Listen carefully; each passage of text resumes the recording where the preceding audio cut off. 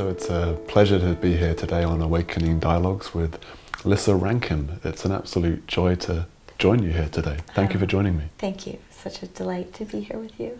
Great. Looking forward to what we're going to speak about. Me too. Yeah. A mystery. Yeah. It's one of the fun things about this show is not knowing what's going to show up. I love that. One of my mantras is be curious.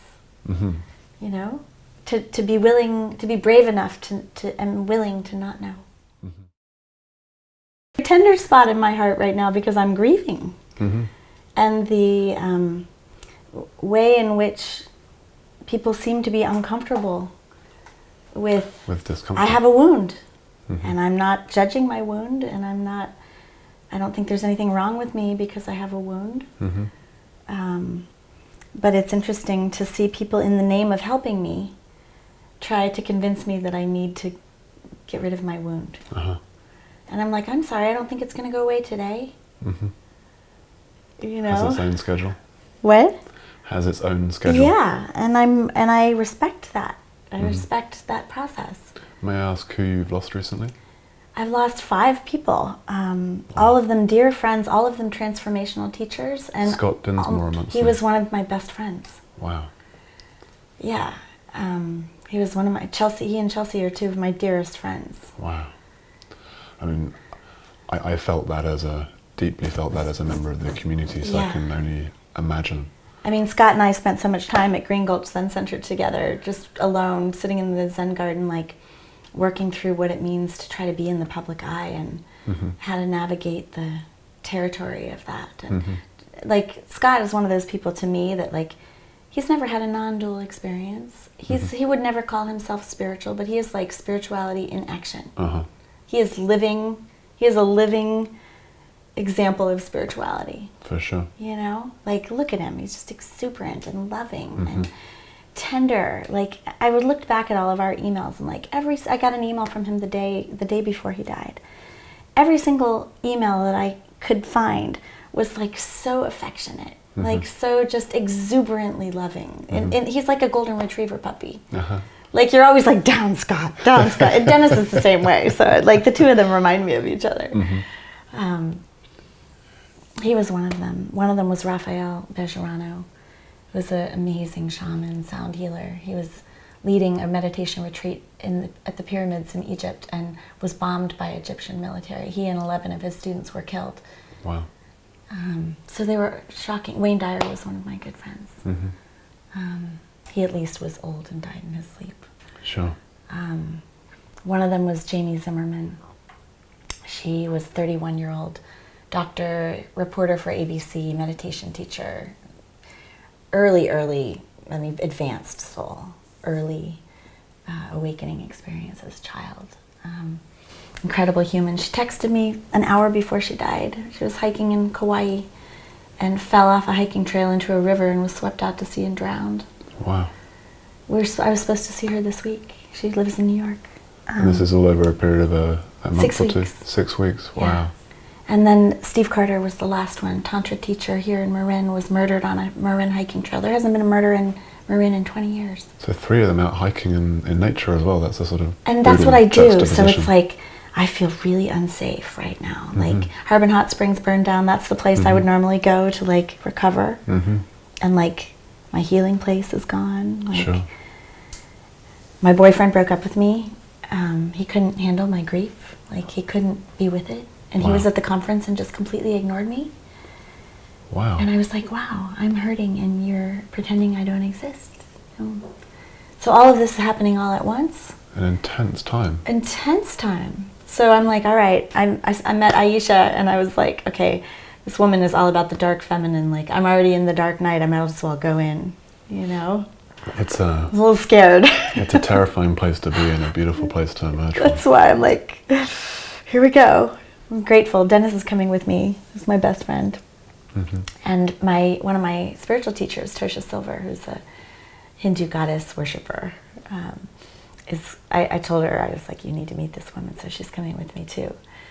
So I feel held. I have Tosha, I have Dennis. And Maurizio and Zaya will be there, and so it'll be interesting.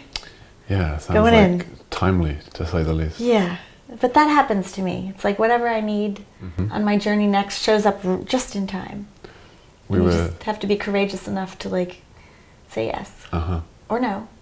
Practice discernment. And courageous being the etymology is from the heart, it's from the core. I think that's really important. It's not a bravery of willpower, but it's a leaning in. And I was speaking about Scott with Liz on the journey up. I was in Australia immersing myself in a business that I thought it would be a good idea to go back to and make a lot of money again, rather than following my heart's calling. And after a week or two felt the pain of that and quit the business, which was an impossibility, but within half an hour was done and everyone was cool with it. I was like, oh, right. And my context is having been diagnosed at 31, I was like, oh yeah, life is who knows how long. So get done what needs to be expressed here now, not in 6 months or in 2 months, but now. And in the hour after that decision, my friend down in Melbourne who also had a brain tumour, died at the age of 37, so a year older than myself, so that was poignant. And then I heard of Scott's death, and I've never met him, and yet it touched me because of so many aspects to it. One being he created a community that is going to serve and contribute beyond his passing. I'm creating a community called the Love and Truth Party, which has the same context. And of course, you kind of hope there's a happy continuation of that creation of the community, that Scott gets to enjoy it for years and years. I mean, that seems, we know life isn't fair, but that seems somehow how it should be still. And I haven't met Chelsea, but I know the circumstances a little of how he passed. And they were together for 13 years, you know? And she was with him. Yeah. Like doing CPR. You know? So the pain of that, and at the same time, like Scott was doing exactly what he was preaching, like he was living his legend, you know, and just out there, like going for it, like game on, you know. I mean, he was like checking everything off his bucket list. And I'm so glad he did that, you know. We had these long conversations because he and Chelsea really wanted to have kids. And he was like, and he was afraid of waiting too late. He didn't want to miss it.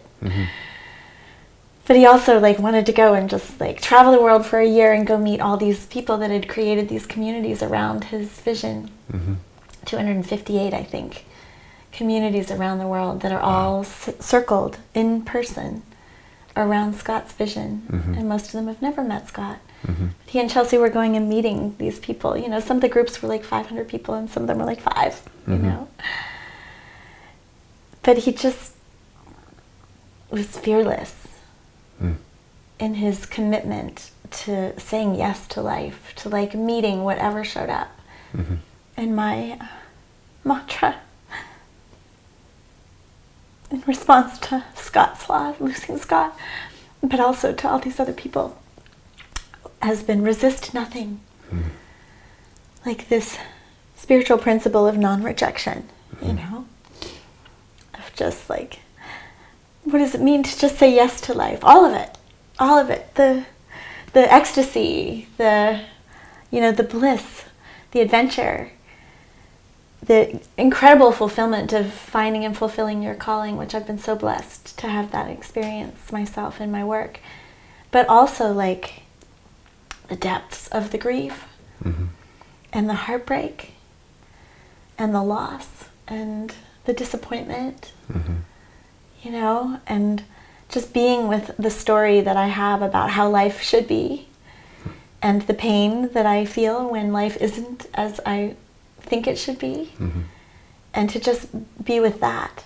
And I experienced this recently at one of the funerals where I was so afraid of going all the way into the grief. Like I'm afraid I'm going to go down this rabbit hole and I'm not going to be able to get back out, you know. I'm going to get stuck in my victim story, or I'm going to get stuck in this emotion that is going to sweep me away like the ocean did with Jaime, you know? But what I recognized was that when we were gathered together and I just let myself like go all the way into the pain and just feel what I feel in my heart, I realize that it feels really close to joy. It's like this is right there. Heaven and hell, but a It's hair's right breadth there, apart. right? It's like I only feel that much because I loved that much. I was brave enough to open my heart that much. And so there's, the heartbroken are the bravest people on the planet because it means they were willing to love, I think. Again and again. Again and again and again, and to continue to give people and life permission to break my heart. To continue to say yes to the vulnerability of love. And that's what I came away from this with, like the incredible vulnerability of love. Like after 5 people have died and now another one is 107 pounds in the hospital with stage 4 cancer. And I don't know if he's going to survive the week. And I'm just recognizing like the clinging part of me that's like grasping at the people that I love right now. One of my mentor, Rachel Naomi Remen, is 77 and she's been sick her whole life. And so she gets admitted to the hospital a lot. And I've noticed in this phase the tendency to grasp at her like I'm so afraid.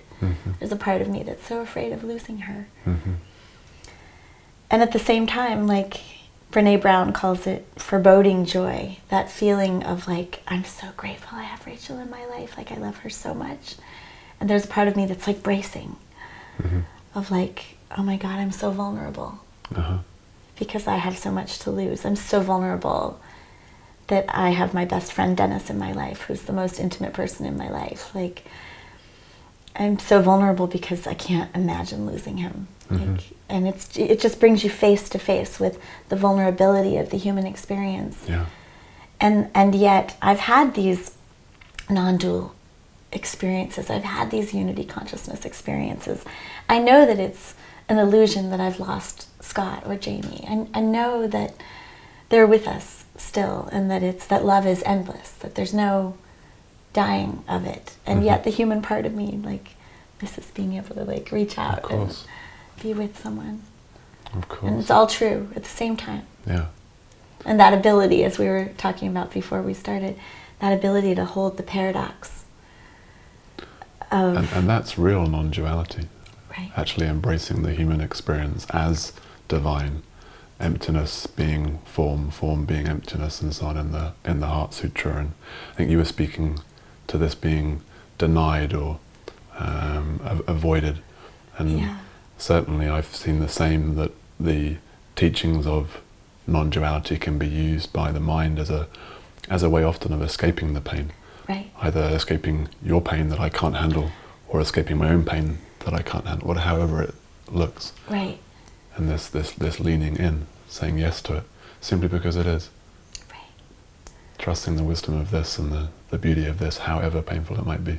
Well, and that's what I'm aware of, is like, I can't, there's no way I can have, like, if I wanted to have a spiritual bypass right now, I couldn't. Like, none of my tools are working. That's the beauty of the dark night. The techniques and the skills and all the capacities that have been developed up until this point. This was my experience in the last years. Everything that I had seemingly learnt was out of the picture, which made it all the more brutal, because now I'm not enough. Right now, I should be handling this better. I'm not enlightened enough because I'm in pain. Yeah. Because I just lost people I love. Yeah. You know. And I think that stripping away of all that I'm the one that is handling this, is part of the beauty. It's part of the love expressing, part of the tough love, if you like, of that falling apart. Yeah. Adam Bucko, I think, was speaking about the being cut into pieces. Yeah. This, it's brutal when you go through it, and yet there's a love at the core of it. And my friend Glennon Doyle Melton uses the term brutiful.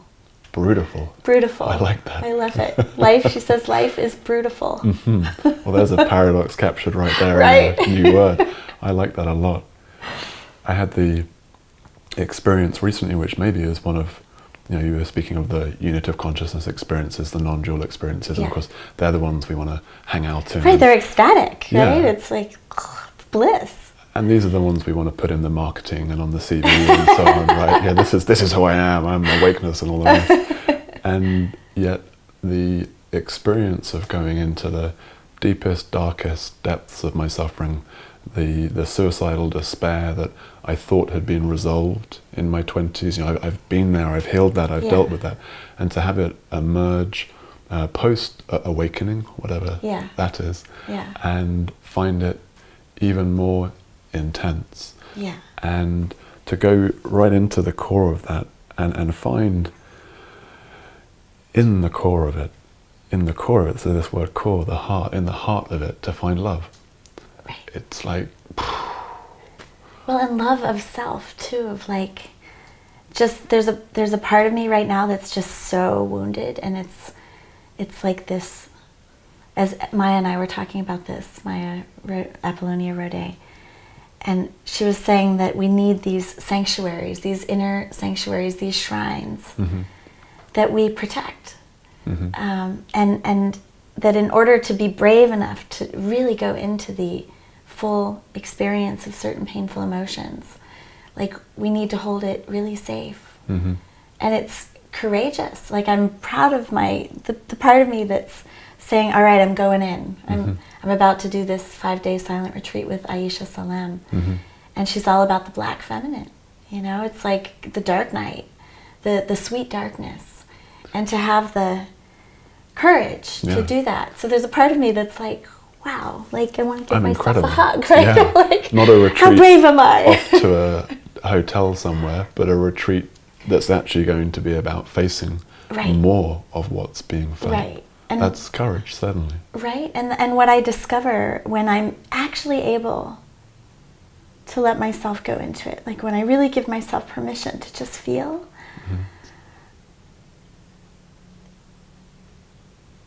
it's a sinking. It feels so scary.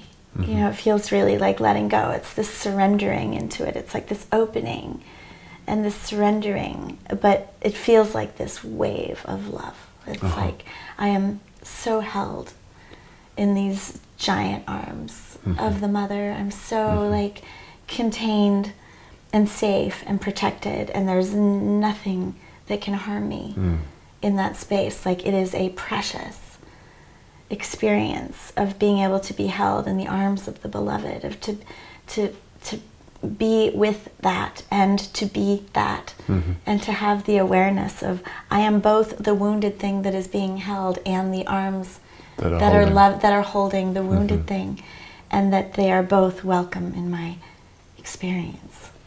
And what you showed there with your body language was that it brought to mind that Rumi quote, the wound is where the light shines in, and it's almost like we are sort of torn open, and in that space that then there's a flow of love that is it can't be techniqued, it can't be learned, it can't be taught. Life smashes you through it, pushes you through it, dissolves you through it, and the value to all that we are, to go into all those places of fear, into the pain, into the loss, those places that we just thought we could not possibly go, to know that we can go there and discover that safety, discover that heldness, that's priceless, absolutely priceless. Well, and I'm really, like, it's really in my awareness right now that if we've been lucky enough, or I won't even call it luck, if we've had grace, because it's a gift.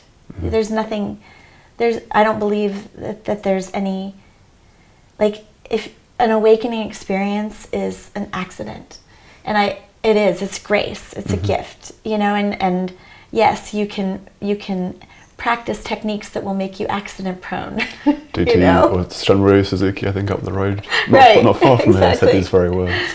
Right. So I do believe that we can make ourselves accident prone, but the experience is a divine accident. It's this gift of grace, and I feel it's really in my presence that if we've been blessed with the divine accident of experiencing that love at the core of our beingness, then it feels like a responsibility to take that into action. And I'm not in any way judging the people that feel called to sit on their meditation pillows in their caves for the rest of their human life.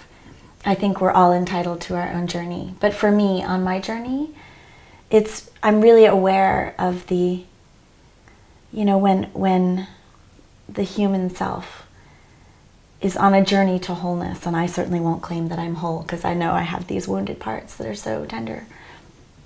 But it's like you become so filled with that love that it's like flowing out of the top of you and it's looking for a place to land. Uh-huh. And I was just talking with Rachel, my mentor, last night, and she just did a retreat with doctors and nurses. And most of these doctors and nurses have never had an experience of non-dual awareness. They've never had a unity consciousness. They've never had an awakening experience. And they may be operating from primarily an egoic consciousness.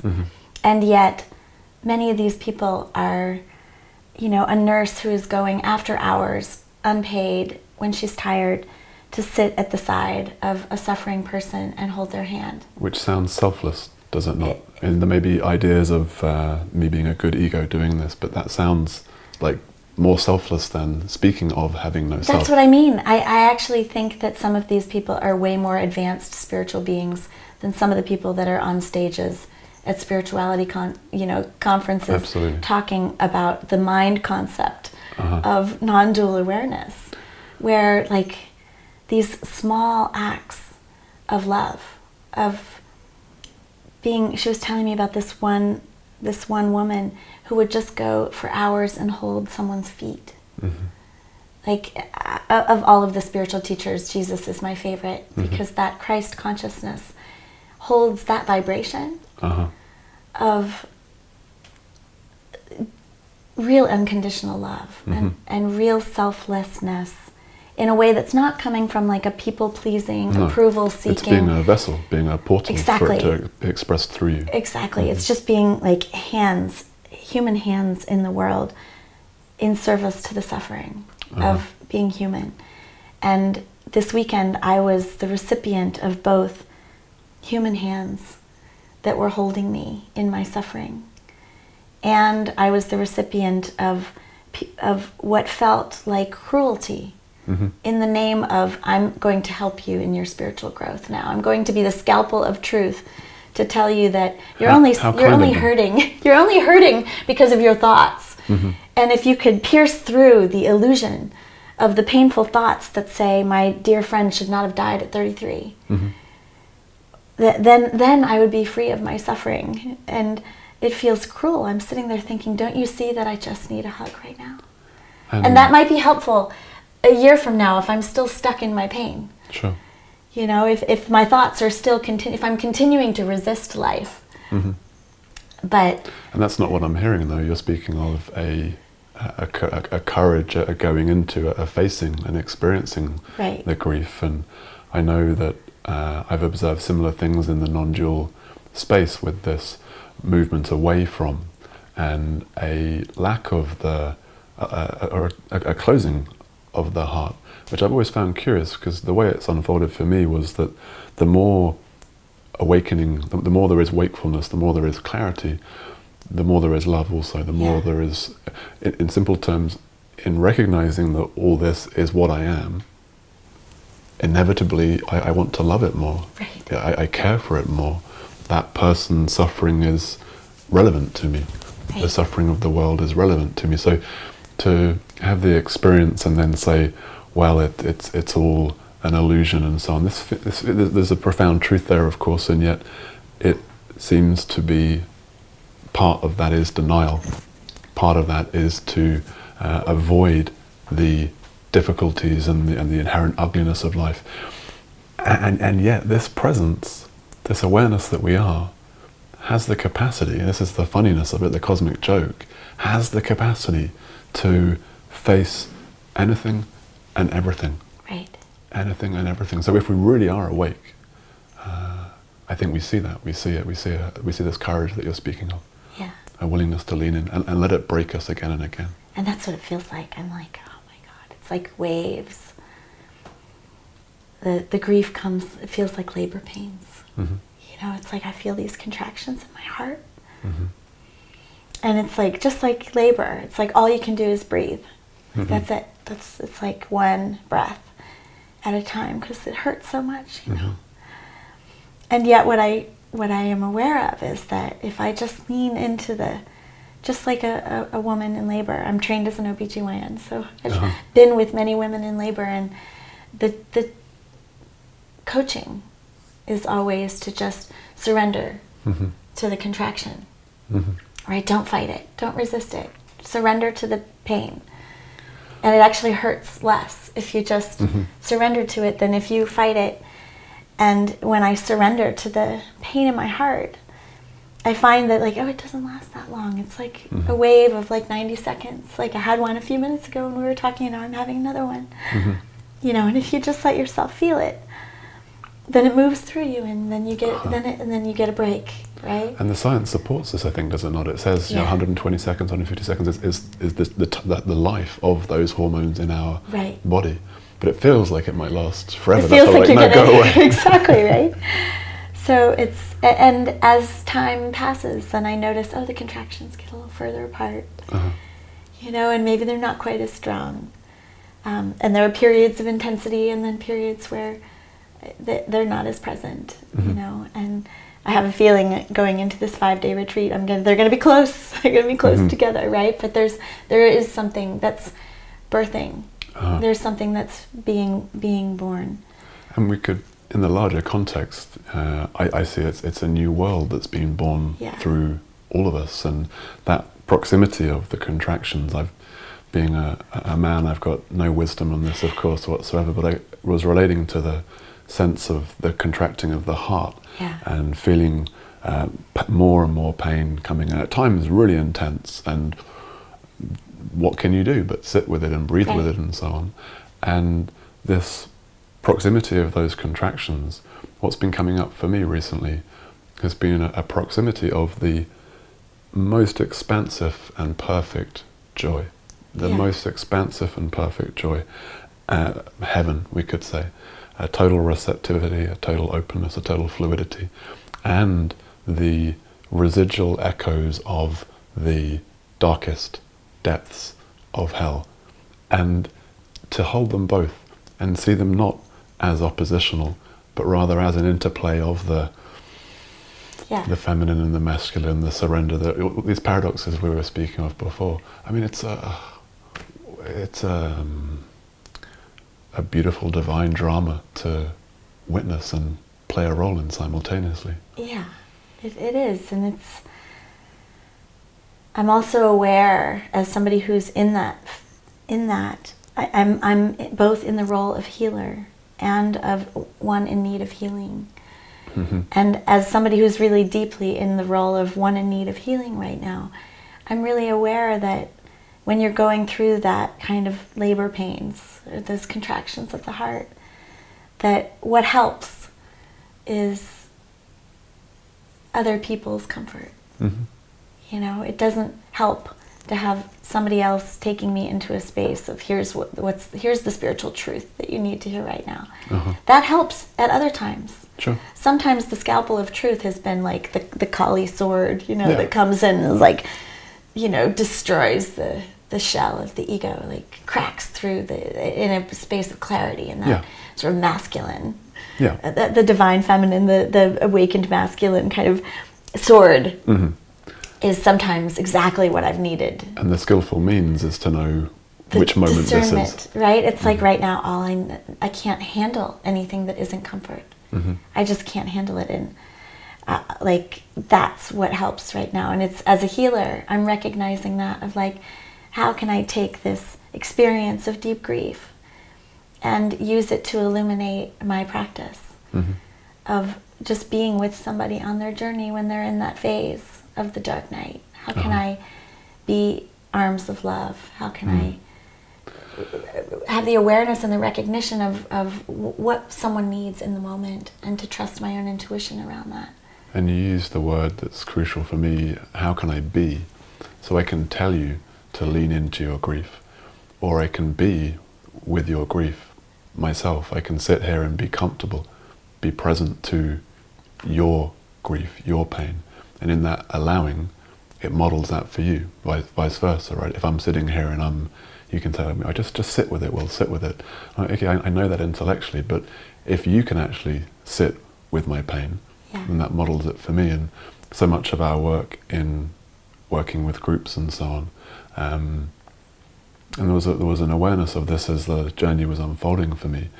The capacities I've developed to sit with pain and suffering are really, really useful in the world. They have a practical use. I can meet people, and it's generally the case that there's no pain or despair, or there's nothing that can be presented that I can't love. Well, and you've been doing that. You've just been sitting here being a safe presence for me to have my experience with you. So thank you for bearing witness to my grief. And thank you for giving me the honor of that experience. Well, and I also, as a healer, am aware that like we can sit with that without taking it on. Mm-hmm. Like, it doesn't have to become my pain. That Mm-hmm. I can just hold a spaciousness of generous receiving, witnessing, listening, without having to try and go in and fix it and make it better. Yeah. And I've had to do this with my best friend Dennis, because he, in his childhood, his experience was that when women got emotional, they put you in an orphanage and abandon you. Mm-hmm. And so when I'm emotional, it triggers his wound. Mm-hmm. That says when women get emotional, they go It's crazy danger. and leave. Yeah. It's dangerous. Mm-hmm. And it's been so beautiful that he has really learned to just sit and hold this beautiful container Mm-hmm.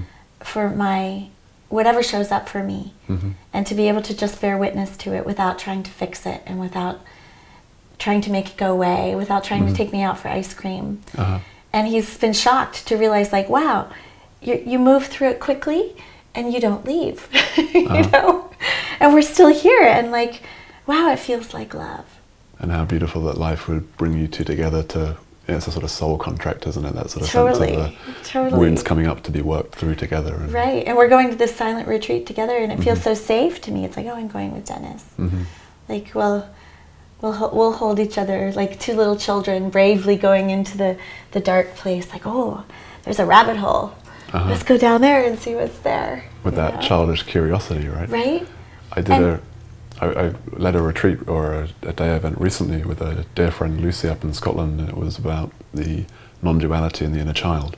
So it was very much about bringing this infinite, vast, impersonal presence that we are, and introducing it, or introducing the wounded child that's in all of us to some extent, even though we know wounded child is just a concept, it's not really there. It's a reality in our experience, and that healing element of the non-dual awakening. For me, they've always been the same. Healing, transformation, awakening, it's all an intertwined process. Yeah. And to speak of, well, that's healing, that's personal, that's nothing to do with the awakening, I think is an incredibly limited view, really short-sighted, not how it's experienced at all. Well, you know, it's as you're talking about that, I have a book coming out called The Anatomy of a Calling, and it's a memoir. It's my story, but it's really, I mean, it's me and my story, but it's really about you and your story, and everybody's journey towards finding and fulfilling their calling. But I use the metaphor of Joseph Campbell's hero's journey. But I realized in the end of the book, I kind of turn it all around to say that really my story wasn't a hero's journey, it was a heroine's journey. Because, for example, in the hero's journey, there's the awareness of the need for the hero to go into the cave, into the innermost cave of the ordeal. And the hero must go alone. This is the part of the journey that must be done alone, right? Yes. But I've been realizing on my own journey, and of course the hero's journey is just, it's life. It's we complete one journey, we get the Holy Grail, we take it back to the ordinary world, and then we get a new call to adventure. Sometimes in a day, I was chatting with Nick at the conference yesterday, we may have 2 or 3 hero's journeys Right? in one day. You know, This 5-day retreat is going to be its own hero's journey. I have the call to adventure. I'm resisting the call. I'm going to go in anyway. I'm taking my allies, you know. But I've also realized that for me, the courage, my last book was called The Fear Cure because of this, the courage to go into the innermost cave. I've been blessed to be able to do it in really good company. I haven't done it alone. Like the deep, deep inner work, of course, nobody can do for you. Sure. But as you were saying, people can bear witness to you so that you feel safe enough.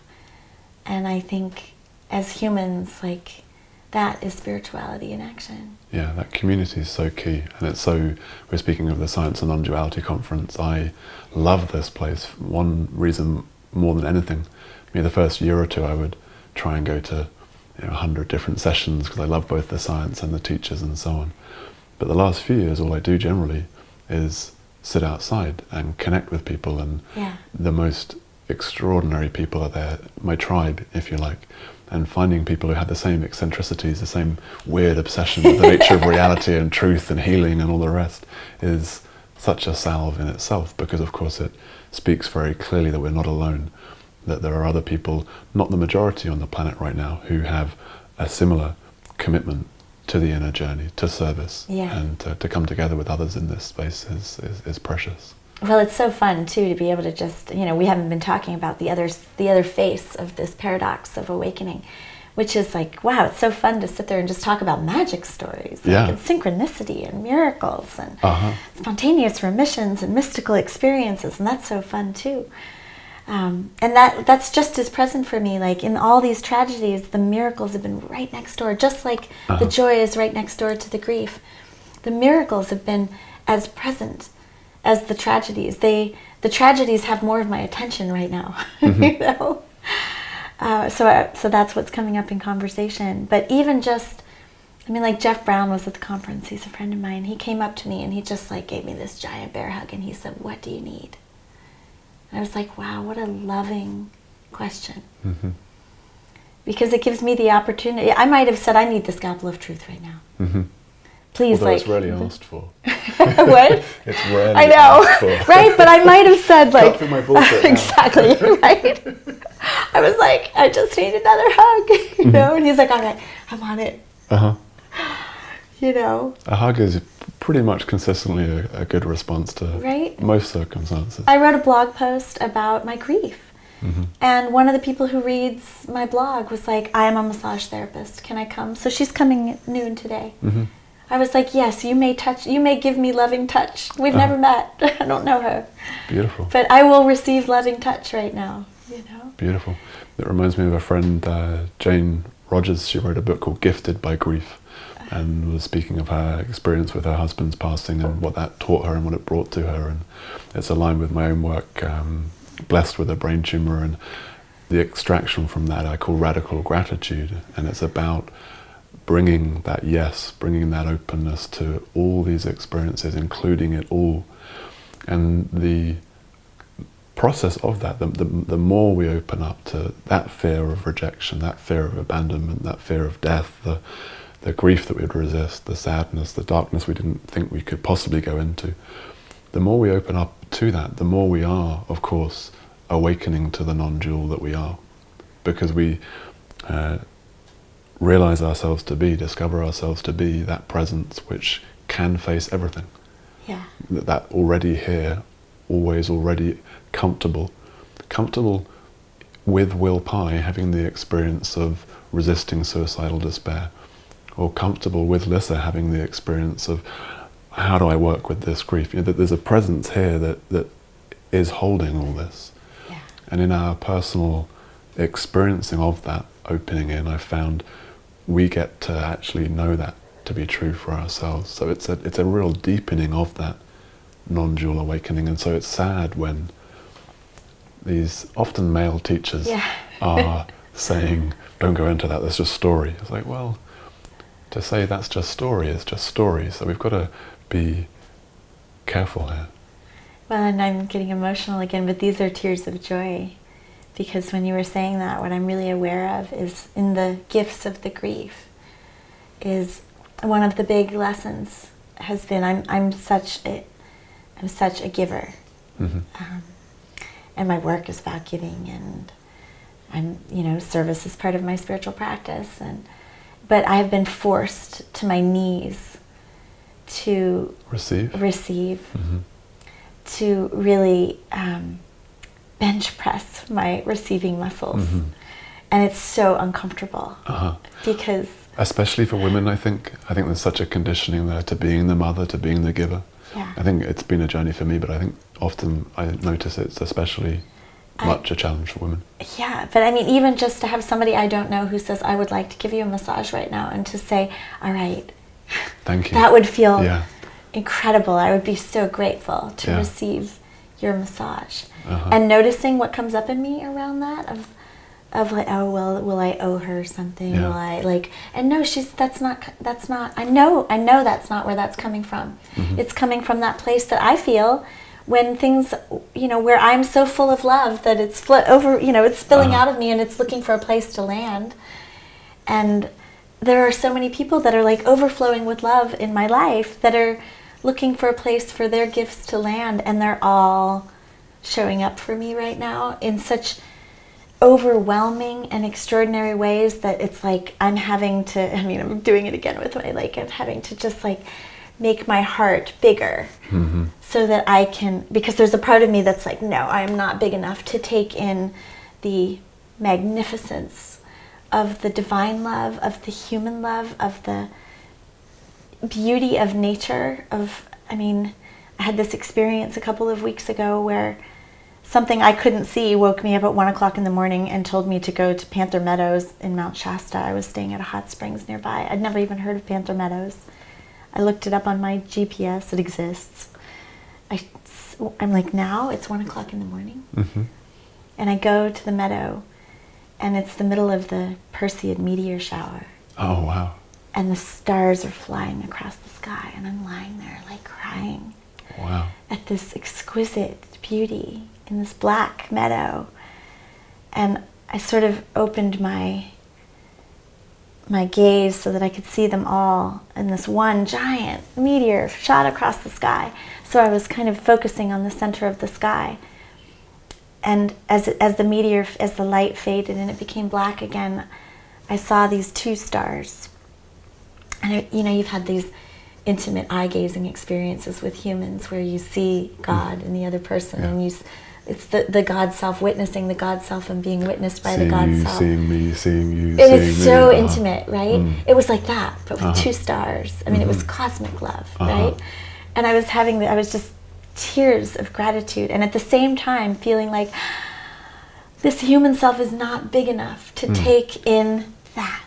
The expression I've often used, I think, in similar expressions is impossible beauty. Impossible beauty. This is just, and yet it's happening. And in that receptivity of the beauty, there's a collapsing of the separation, right? It's as you were saying, it's the cosmic love. It's God making love to itself. Right. I was just like, wow. And that's side by side with the brutal of the grief, right? And it's like all of that forced expansion into the ability to receive the gifts that are coming to me, and that gratitude, it's right there, right? And seeing that capacity to just be grateful for life, right? Like blessed just by your brain tumor. Yeah. Just like grateful that I loved Scott so much, that I am this sad to lose him, that I loved Jamie this much, that I loved Wayne this much, that to just, that I loved Rafa this much, And that all this has opened you so much. Right? And that people are showing up to comfort me, and that, I'm so lucky to be human, to have this body, to get to be here with you right now, to I can touch into it, right? Shining, to be cameras, and at some point in the future people are going to be sharing this moment with us. It's like, wow. And I wish I could stay there all the time, right? I wish I could just stay all the time, and I'm grateful for the ecstasy, I'm grateful for the pain, I'm grateful for the heartbreak, I'm grateful for the disappointment. I can't stay there. I'm not there all the time. I teach radical gratitude, but of course I study it as well. I practice it as well day to day. And people imagine that there's a sort of perfect being. They project these idealized selves, and I'm quick to be very open and clear about what's being experienced here, because the idea of the sort of perfected being that people often create when we're speaking of our experiences doesn't help anyone, least of all me or anyone taking on the role of a healer or a teacher, because we might even start to buy into that. Something that came to mind I wanted to speak to when you were speaking of the difficulty sometimes in receiving. I love St. Francis and the prayer. There's that last line, or the second from last line, it's in giving that we receive. Now, what's also true, of course, it's in receiving that we give. Right. So this has been such a helpful lens for me, that I actually have, if I really want to serve people, if I really want to love them, I have to allow them to give to me, or else I'm denying them, or I have to receive what they're giving. Isn't that the truth? Or I'm denying them the experience of that giving, receiving oneness. And it's one of those prayers that's seen as a nice Christian dualistic prayer, but for me it's clearly a non-dual prayer. In giving we receive, in receiving we give. And that last line, I don't know where I got the translation from. It's usually in dying we're born to eternal life. The translation I've always worked with for the last many years, it used to be part of my meditation practice. It's in dying to self that we're born to eternal life. So it's not a nice fitting within the standard church doctrine of we die and go to heaven, but rather it's in this moment-to-moment death of self, moment-to-moment death of self, that we're born to this kingdom of heaven within now. And that moment of when you mentioned that being willing to receive is a gift. I was just talking to a friend of mine who also lost Jaime. She was a very good friend of his. And he was talking about the tendency to withdraw in grief because he doesn't want to be a burden. He doesn't want to burden anybody with his grief. And I told him a story about a friend of mine who recently, his brother committed suicide. And he was in so much pain. And I was the first person he called. And I said, there wasn't a second when I felt like he was burdening me with his grief. What I felt was a deep gratitude and intimacy that he trusted me to be the one that he came to when he was in that incredibly vulnerable state, in so much pain. And he trusted that I could hold the container for his grief. And that felt like such a gift to me. Because this is somebody who, until he was broken open, has never let me give to him. I think there's a universal truth or element of experience in that, because we've all, no doubt, been in a place where we've thought, no, I won't call up so-and-so, I won't I can work through this myself. And we've all been in that circumstance you were in, where we feel like honoured and blessed that someone would trust us and come to us with their pain. And you mentioned Brené Brown. I think that is around that vulnerability piece.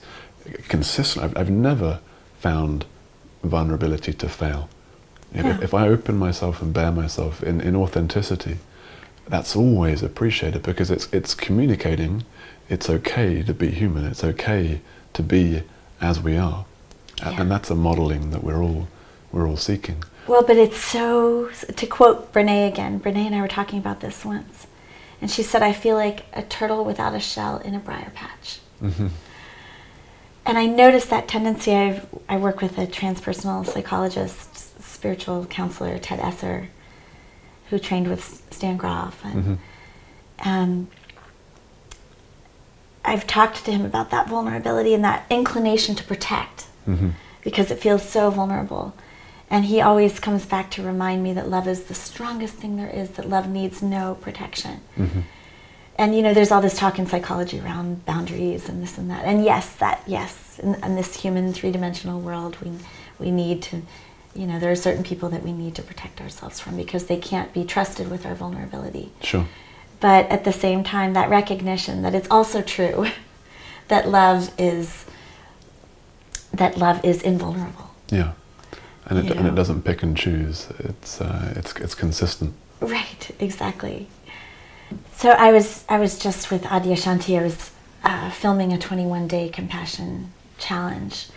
It's like 21 days of practice and tools and kind of inspiration for people to move through what it means to be compassionate in the world, and sort of starting with the easy things, how to be compassionate with your loved ones or your animals, and moving into the more difficult things, how to be compassionate with strangers, and then into the even more difficult territory of being compassionate with those we might consider the perpetrator. And really being in that place of like oneness, of recognizing that, there but by the grace of God go I, that in the same circumstances that I might, if I had lived the same life that somebody in ISIS had lived, that I might be the one doing the beheading. For sure. And to have compassion for the pain that someone must go through in order to be capable of perpetuating that kind of trauma upon another living being, or upon nature, or upon, an animal. Or and Adi and I were talking about this, and about what it really means to be compassionate, not from this people-pleasing, approval-seeking, kind of ego-driven motivation, right? And so some people, when you talk about that, they have this fear that like, oh, well, if I embark upon this spiritual path and the self starts to fall away and the egoic motivations for service start to fall away, then all I'll do is sit on my meditation pillow in a cave and like be in a bliss state permanently, and I'll never, I'll never do anything. And Adia was expressing way more eloquently than I will, because he's so lucid. He was expressing that when the self falls away, all that's left is this impulse to be a benevolent presence in the world. And that can show up in very small or very large ways. And it's not driven by this savior complex, or I need to do more in order to be good enough. It's just this bursting forth from the heart of the bodhisattva, the genuine impulse of inspired action to arise, with this sort of spanda, this Shakti that's moving through you, moving you out of your chair and into action. And that there is, we were talking before about that seeming paradox of being versus doing, a seeming duality. And finding the complementarity in the two. And yet, and Adya, some might say that Adya is a teacher of beingness. And yet he was so eloquently speaking about sacred activism, about the doing that arises from being, and the capacity as a doer and as an activist myself in the realm of healthcare, of bringing consciousness into healthcare. I see those activists that are driven, that are angry, and they're judging, and they're making people wrong. That there's a way to bring beingness to the doing that sees the oneness, that sees the non-dual. And recognizes simultaneously the total perfection of all things as they are, and yet feels a movement to, I think you quoted the Suzuki idea of being accident prone. There's this other idea that, I think it was Shunryu Suzuki speaking of, you're absolutely perfect as you are. You could just do with a little work. And it's kind of the same with the world, in that we see this perfection that's beyond any concepts that the mind can actually grasp. There's just a perfection that is of the infinite intelligence that is life, and simultaneously we want to make it a little bit better. Well, and that's evolution, right? Yeah, I mean, that is the evolution the being of consciousness. And the becoming, is the love, the God self, witnessing the God self, and healing collective trauma, healing collective grief, like healing these ways in which we've hurt one another, that we've hurt Gaia. And the impulse of love to evolve as more love. Like, yes, the infinite perfection of things as they are, and paradoxically, the capacity for more love to show up, and to be, back to St. Francis, Lord, make me an instrument of thy peace, to allow that love to flow through us as vessels, as instruments of love and consciousness in a world full of people who are hurting, Uh-huh. and a planet that is dying, a biosphere that's dying. And that with that simultaneous acceptance of all that is, that non-resistance, that non-rejection, that willingness to be with the perfection of grief, of destruction, of climate change, of horror and war and genocide as perfection, and yet that impulse of wanting, not even wanting, there's a grasping. It's a natural impulse, an impulse. I think, isn't it? Yeah, a movement. It's A like movement, right. the joy and the love have built into them a desire to spread, a desire to be shared. There's a completeness to the bliss, and the only thing that would make it incomplete is that there is another sentient being on the planet not feeling the same thing. Exactly. You know, so it has to be shared. It's like you go to a great restaurant, the best restaurant you've ever been to, and the prices are lower, the service is better, it's just a restaurant of a different order. The first thing you do is you share it with your friend. You've got to go to this place, it's amazing. And this can be shared in teaching, it can be shared also with I still recall this guy earlier at Starbucks. It was just really nice to thank him for his service and wish him a beautiful day. And there was a moment of, we saw each other. Yeah. You know, and in that moment the world was changed. I had a similar moment recently. I was at a fruit stand, and this man that didn't even speak English. It was it's in Bolinas. It's on the honor system. You get your fruit or your vegetables, and you tally it up and you pay for it. And he was tallying up his fruits and vegetables, and then he added to his tally a bouquet of flowers, and he handed it to me. And it was in one of those moments where I was feeling so tender, and then I said, and we saw each other, you know, and I said, you made my day. And he said, well, you made mine, in some language that I couldn't understand but recognized. That's beautiful, and it's funny, I was thinking when I got here, I should have brought Lissa some flowers. So I'm really pleased that in the oneness the flowers have been brought and that's been taken care of. Yeah. It's been such a joy communicating with you, Lissa, in this dialogue. Thank you so much for giving us that most precious asset of time, and I think I just really want to express my gratitude and appreciation for our conversation. Well, thank you for giving me the opportunity to do what we do. I mean, this is why I make myself available for writing books or giving talks or being interviewed, is because there are vast human experiences that so many of us have never let ourselves feel. The exquisite extremes of ecstasy and grief. And as you said, it's a really great restaurant. It's a buffet of exquisite delicacies, and I hope that the people that are listening, that you all are brave enough to explore the territory and give themselves permission. To lean in. Give yourselves permission. I'm talking to you. Yeah, to lean into whatever it is in their life right now that that would benefit from that leaning in. Yeah, that radical openness, that radical gratitude of resist nothing.